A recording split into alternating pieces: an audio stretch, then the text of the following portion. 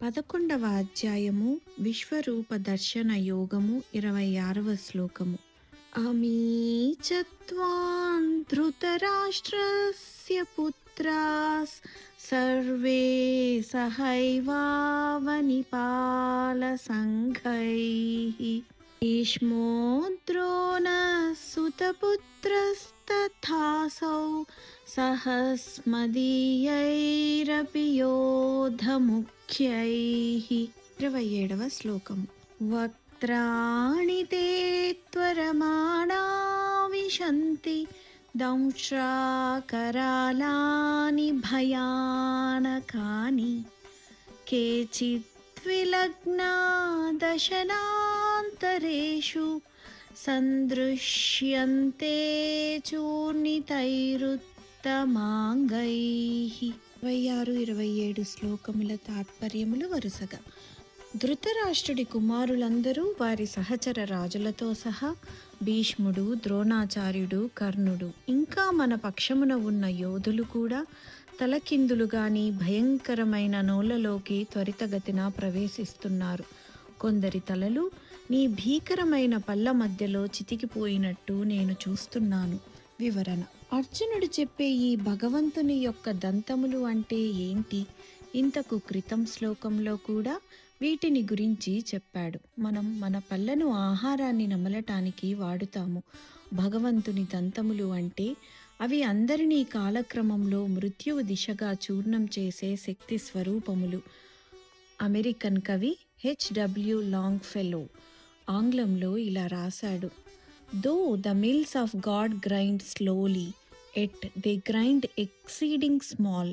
Though with patience he stands waiting, with exactness grinds he all. గొప్ప గొప్ప కౌరవ యోధులు భీష్ముడు, ద్రోణాచార్యుడు మరియు కర్ణుడు మరియు మరెందరో పాండవ పక్ష యోధులు కూడా భగవంతుని నోటిలోనికి తలకిందులుగా త్వరగా వేరగతిన పోయి ఆయన పళ్ళ మధ్యన నలిగిపోవటం అర్జునుడు గమనించాడు. అతి త్వరలో జరగబోయే పరిణామాలని ఆ భగవంతుని యొక్క విశ్వరూపంలో దర్శిస్తున్నాడు. భగవంతుడు కాలపరిమితికి అతీతుడు కాబట్టి భూత వర్తమాన భవిష్యత్తులన్నీ ఆయన యందు ఇప్పుడే కనిపిస్తుంటాయి.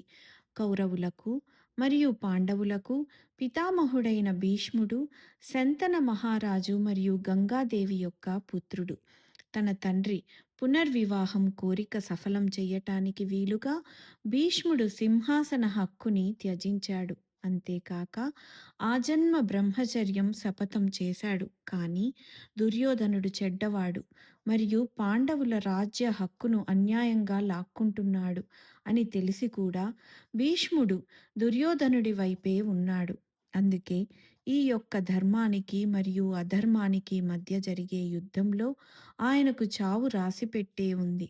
భీష్ముడు తన చివరి సమయంలో అంపశయ్యపై, అనగా బాణములతో తయారు చేయబడ్డ మంచము లాంటిది, దానిమీద పరుండి భగవంతునికి ఆయన చేసిన స్తుతిని శ్రీమద్ భాగవతము ఇలా పేర్కొంటుంది. తన స్నేహితుని ఆదేశాన్ని శిరసా వహించి రథాన్ని ఉభయ సేనల మధ్యకి నడిపించిన అర్జునుడి ప్రియమిత్రుడైన శ్రీకృష్ణుడిపై నేను ధ్యానం చేస్తున్నాను. అక్కడ శత్రుపక్షపు యోధుల జీవిత కాలాన్ని కేవలం తన చూపుతో తగ్గించి వేశాడు. కాబట్టి పరమేశ్వరుడైన శ్రీకృష్ణ భగవానునికి వ్యతిరేకంగా పోరాడితే మరణం తప్పదని భీష్ముడికి తప్పకుండా తెలుసు. కౌరవులకు మరియు పాండవులకు కూడా ద్రోణాచార్యుడు సైనిక విద్యా గురువు. ఆయన ఎంతో నిష్పక్షపాతమైన మనిషి. అంటే తన కొడుకు అశ్వత్థామ కంటే అర్జునుడికే ఎక్కువ యుద్ధ విద్య నేర్పించాడు. కానీ తన జీవన పోషణ కోసం దుర్యోధనునిపై ఆధారపడ్డాడు కాబట్టి తప్పనిసరి అయి దుర్యోధనునికి సహాయం చేయవలసి వచ్చింది. అందుకే ద్రోణాచార్యుడికి కూడా ఈ యుద్ధంలో మరణం రాసిపెట్టి ఉంది. అయినా ఆయన యొక్క ధీరత్వం ఎలా కొలవవచ్చు అంటే యుద్ధంలో పాండవులు ఆయనను ఏ విధంగానూ సహకరించలేకపోయి ఆయననే సలహా కోసం సంప్రదిస్తే తానే వారికి పరిష్కారాన్ని కూడా సూచించాడు. కర్ణుడు దుర్యోధనుని ప్రియమిత్రుడు కాబట్టి కర్ణుడు కౌరవుల పక్షానే యుద్ధం చేశాడు.